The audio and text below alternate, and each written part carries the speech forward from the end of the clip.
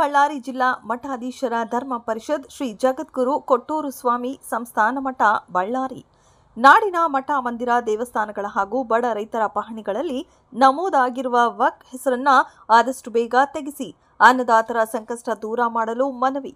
ಇರುವ ಸಣ್ಣ ಪುಟ್ಟ ಜಮೀನುಗಳಲ್ಲಿ ವ್ಯವಸಾಯವನ್ನ ಮಾಡುತ್ತಾ ಜೀವನೋಪಾಯ ಸಾಗಿಸುತ್ತಿರುವ ಕನ್ನಡ ನಾಡಿನ ರೈತರ ಜಮೀನುಗಳಲ್ಲಿ ಹಾಗೂ ಜಾತ್ಯತೀತವಾಗಿ ಸಮಾಜೋಧಾರ್ಮಿಕ ಸೇವೆಯನ್ನ ಸಲ್ಲಿಸುತ್ತಿರುವ ಮಠ ಮಂದಿರ ದೇವಸ್ಥಾನಗಳ ಜಮೀನುಗಳಲ್ಲಿ ವಕ್ಫ್ ಬೋರ್ಡ್ ಯಾವುದೇ ನೋಟನ್ನ ನೀಡದೆ ಪಹಣಿಗಳಲ್ಲಿ ತನ್ನ ಹೆಸರನ್ನ ಏಕಪಕ್ಷೀಯವಾಗಿ ನಮೂದಿಸಿಕೊಳ್ಳುತ್ತಿರುವುದು ನಿಜವಾಗಿಯೂ ಅತ್ಯಂತ ಕಳವಳಕಾರಿ ವಿಷಯವಾಗಿದೆ. ಕಡಿಮೆ ಹಿಡುವಳಿದಾರರಾದ ಎಲ್ಲ ಜಾತಿ ಧರ್ಮಗಳ ರೈತರ ಪಹಣಿಗಳಲ್ಲಿ ವಕ್ ಹೆಸರು ಸೇರ್ಪಡೆಯಾಗುತ್ತಿರುವುದನ್ನು ಕೇಳಿ ಬಹಳಷ್ಟು ಆಘಾತವಾಗಿದೆ. ಆದ್ದರಿಂದ ಪ್ರಾಮಾಣಿಕವಾಗಿ ಭೂಮಿಯಲ್ಲಿ ಉಳುಮೆ ಮಾಡಿಕೊಂಡು ಬರುತ್ತಿರುವ ರೈತರಿಗೆ ಅನ್ಯಾಯವಾಗದೇ ಇರುವ ಹಾಗೆ ತಾವುಗಳು ಸೂಕ್ತ ಕಾನೂನನ್ನು ತಂದು ಆದಷ್ಟು ಬೇಗ ಸರಿಪಡಿಸಿಕೊಳ್ಳಬೇಕೆಂದು ಬಳ್ಳಾರಿ ಮತ್ತು ವಿಜಯನಗರ ಜಿಲ್ಲಾ ಮಠಾಧೀಶರ ಧರ್ಮ ಪರಿಷತ್ನ ಸರ್ವ ಪೂಜ್ಯರುಗಳಾದ ನಾವುಗಳು ತಮ್ಮಲ್ಲಿ ಈ ಮೂಲಕ ಒತ್ತಾಯಿಸುತ್ತೇವೆ.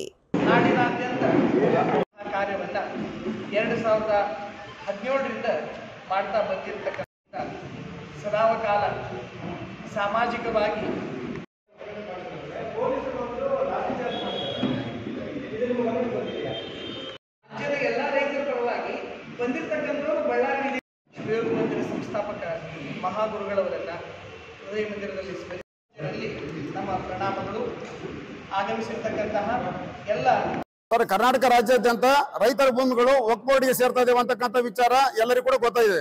ಆದ್ರೆ ಈ ವಿಚಾರದ ಕುರಿತು ಇವತ್ತಿನ ದಿನ ಬಳ್ಳಾರಿಯ ಕೊಟ್ಟೂರು ಸ್ವಾಮಿ ಮಠದಲ್ಲಿ ಬಳ್ಳಾರಿ ಮತ್ತು ವಿಜಯನಗರ ಜಿಲ್ಲೆಗಳ ಧಾರ್ಮಿಕ ಪರಿಷತ್ತಿನ ವತಿಯಿಂದ ಎಲ್ಲ ಬಳ್ಳಾರಿ ಮತ್ತು ವಿಜಯನಗರ ಜಿಲ್ಲೆಗಳ ಸ್ವಾಮೀಜಿಗಳು ಈ ದಿನ ಪತ್ರಿಕಾಗೋಷ್ಠಿಯನ್ನು ಕರೆದು ಯಾವುದೇ ಕಾರಣಕ್ಕೂ ರೈತರಿಗೆ ಅನ್ಯಾಯಕ್ಕೆ ನಾವು ಬಿಡಲ್ಲ, ಯಾವುದೇ ವಕ್ಫ್ ಬೋರ್ಡ್ಗೆ ಸೇರಲೇಬಾರದು, ರೈತರ ಆಸ್ತಿಗಳು ರೈತರು ಬೆವರು ಸುರಿಸಿ ಬೆಳೆದಿರ್ತಕ್ಕಂಥ ಗಳಿಸಿರ್ತಕ್ಕಂಥ ಒಂದು ಆಸ್ತಿಗಳು ಅದು ರೈತರಿಗೆ ಉಳಿಬೇಕು.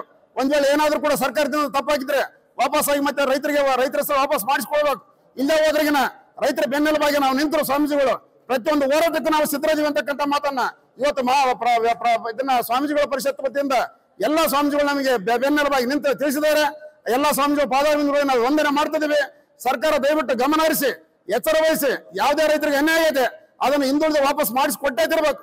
ಯಾಕಂದ್ರೆ ಮುಖ್ಯಮಂತ್ರಿಗಳಾಗಿರ್ತಕ್ಕಂಥ ಮಾನ್ಯ ಸಿದ್ದರಾಮಯ್ಯನವರೇ 82ರಲ್ಲಿ ನೀವು ನಮ್ಮ ರೈತ ಹೋರಾಟಗಳಲ್ಲಿ ಭಾಗವಹಿಸಿರಿ, ರೈತರ ಹೋರಾಟಗಳಲ್ಲಿ ಭಾಗವಹಿಸಿರ್ತಕ್ಕಂಥ ವ್ಯಕ್ತಿ ನೀವು ಅಂತ ರೈತರ ಪರವಾಗಿ ಯಾಕೆ ಅನ್ಯಾಯ ಮಾಡ್ತೀರಿ? ನೀವು ನ್ಯಾಯ ಕೊಡಿಸೇ ಹೋದ್ರೆ ಉಗ್ರ ಹೋರಾಟಕ್ಕೆ ನಾವೆಲ್ಲರೂ ಕೂಡ ಧಾರ್ಮಿಕ ಪರಿಷತ್ತಿನ ಸ್ವಾಮೀಜಿಗಳಿಂದ ಸಿದ್ಧರಾಗಿ ಅಂತಕ್ಕಂಥ ಮಾತು ನಿಮ್ಮ ಮೂಲಕ ಹೇಳಕ್ಕೆ ಇಚ್ಛೆ ಪಡ್ತಾ ಇದೀವಿ. ಸರ್ಕಾರ ಇವತ್ತು ರೈತರ ಪಾಣಿಯಲ್ಲಿ ವಕ್ಫ್ ಬೋರ್ಡ್ ಬರ್ತಾ ಇರತಕ್ಕಂಥದ್ದು ಆತಂಕಕಾರಿ. ರೈತ ಈ ದೇಶದ ಬೆನ್ನೆಲುಬು. ಅಂಥ ರೈತನಿಗೆ ಭೂಮಿಯೇ ಸರ್ವಸ್ವ. ಅಂಥ ಭೂಮಿಯನ್ನು ಪಾಣಿಯನ್ನು ವಕ್ಫ್ ಬೋರ್ಡ್ ಹೆಸರು ಬರೋ ಮೂಲಕವಾಗಿ ಸರ್ಕಾರ ಅವರಿಗೆ ತೊಂದರೆ ಮಾಡ್ತಾ ಇದೆ. ಹೀಗಾಗಿ ಸರ್ಕಾರ ಈ ರೀತಿ ನಿರ್ಣಯ ಸರಿಯಾದದ್ದಲ್ಲ. ಇದು ಮಠಾಧೀಶರ ಧರ್ಮ ಪರಿಷತ್ತು ಖಂಡಿಸ್ತೈತಿ. ಅದಕ್ಕೆ ಈಗಾಗಲೇ ಮುಖ್ಯಮಂತ್ರಿಗಳು ಎಲ್ಲ ಕಡೆ ಗಲಾಟೆ ಗದ್ದಲ ನೋಡಿ ಆದೇಶ ಹಿಂಪಡಿತೀವಿ ಅಂತ ಹೇಳಿದ್ದಾರೆ. ಆದೇಶ ಹಿಂಪಡೆದಿರೋದು ಎಷ್ಟು ಸತ್ಯನೋ ಸುಳ್ಳೋ ಗೊತ್ತಿಲ್ಲ. ಆದರೆ ರೈತರ ಪಾಣಿಯಲ್ಲಿ ರೈತರ ಹೆಸರೇ ಬರಬೇಕು, ವಕ್ಫ್ ಬೋರ್ಡ್ ಅಂತಕ್ಕಂಥದ್ದು ತೆಗೆದುಹಾಕಬೇಕು. ಇದು ಮಠಾಧೀಶರ ಧರ್ಮ ಪರಿಷತ್ತಿನ ಆಗ್ರಹ. ಸರ್ಕಾರ ಈ ರೀತಿ ಗೊಂದಲ ಮೂಡಿಸುವಂಥದ್ದು, ಅಶಾಂತಿ ಮೂಡಿಸ್ತಕ್ಕಂಥದ್ದು ಸರಿಯಾದ ನಿರ್ಧಾರ ಅಲ್ಲ. ಮಠಾಧೀಶರ ಧರ್ಮ ಪರಿಷತ್ತು ಎಲ್ಲ ರೈತರಿಗೆ ತಮ್ಮ ಪಾಣಿಗಳನ್ನು ನೋಡ್ಕೊಳ್ರಿ, ತೊಂದರೆ ಆದಲ್ಲಿ ಮಠಾಧೀಶರ ಧರ್ಮ ಪರಿಷತ್ ಸಂಪರ್ಕ ಮಾಡಿರಿ, ನಿಮ್ಮ ಬೆನ್ನೆಲುಬಾಗಿ ನಾವು ಇರ್ತೀವಿ ಅಂತೇಳಿ ರೈತರಿಗೆ ಸೂಚಿಸಲಿಕ್ಕೆ ನಾವು ಇಷ್ಟಪಡ್ತೀವಿ. ಸದ್ಯದ ಪರಿಸ್ಥಿತಿಯಲ್ಲಿ ಪ್ರತಿನಿತ್ಯವೂ ಕೂಡ ವಕ್ಫ್ ಬೋರ್ಡಿನ ವಿಷಯಗಳು ವರದಿಯಾಗ್ತಿರೋದು ಹಾಗೂ ಅದರ ನಿರ್ಣಯಗಳು ಸರಿ ಇಲ್ಲ. ಅದಕ್ಕೆ ಸರ್ಕಾರ ಏನು ನಿರ್ಣಯ ತಗೊಂಡಿದೆ ಅಂತ ಹೇಳ್ತಿದ್ದಾರೆ, ಅದು ಸರಿ ತಗೊಂಡಿದ್ದಾರೋ ಇಲ್ಲೋ ಯಾರಿಗೂ ಗೊತ್ತಿಲ್ಲ.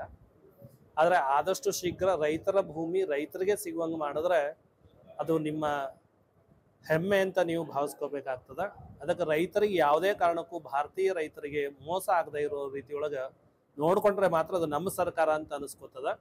ಅದಕ್ಕೆ ನಮ್ಮ ಸರ್ಕಾರ ಅಂತ ನೀವು ಅನಿಸ್ಕೋಬೇಕು ಅಂದ್ರೆ ಭಾರತದ ಯಾವುದೇ ಭಾಗದ ರೈತರಿಗೆ ಅನ್ಯಾಯ ಆಗದೆ ಇರುವಂಗೆ ನೋಡ್ಕೋಬೇಕು ಅನ್ನೋದನ್ನ ಈ ಮೂಲಕ ಮಠಾಧೀಶ ಧರ್ಮ ಪರಿಷತ್ ಒತ್ತಾಯ ಮಾಡ್ತಾರೆ.